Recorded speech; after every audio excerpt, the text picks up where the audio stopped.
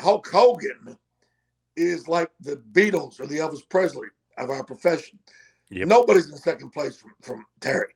He is number one, period. And everybody can agree on that. But everybody else, it's in our business has a purpose and a place. But Hogan is the man. He drew money for a longer period of time on a regular basis for more than anybody in the history of our profession. And that's in the discussion. There's no argument. There's no debate. Yep. And like I said, he's like Elvis Presley. When it comes to rock and roll singer, nobody's in second place. When it comes to a group or a band, when it comes to the Beatles, nobody's in second place. And the truth is, I'm not even a huge Beatles fan. So I'm not saying it because I love them so much, and that even shows even more how sincere I am. I don't dislike the Beatles. They just weren't my cup of tea.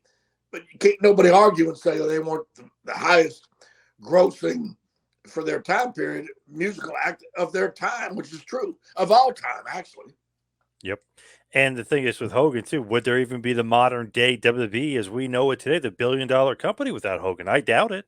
Oh, I doubt it too. He was the spearhead. I'm telling you. I mean, if he wasn't over like he was, I mean, we couldn't have went worldwide, let alone nationwide, trying to just push somebody that didn't have that intangible thing that Hogan had. I mean, period. There wasn't no Dwayne back then. There wasn't no Stone Cold back then. Whatever.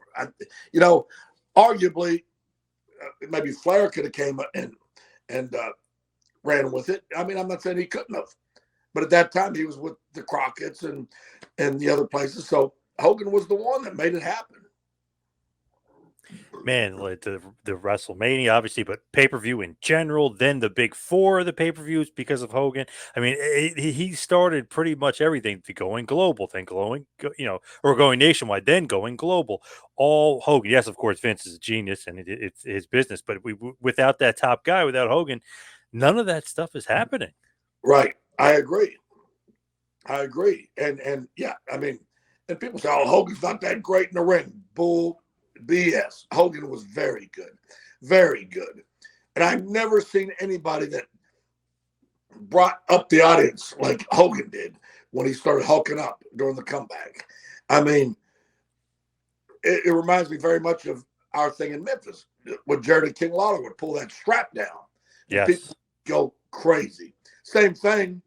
And Hogan himself will tell you he learned more in Memphis than anywhere else he ever was. It was the first place he got a big push, a big break, and he worked with Lawler a lot, other people that really brought him along. And Hogan's very loyal to the Memphis territory, even though it doesn't exist anymore. But I'm saying in the day, he always talked well of it. And he's a great, great guy.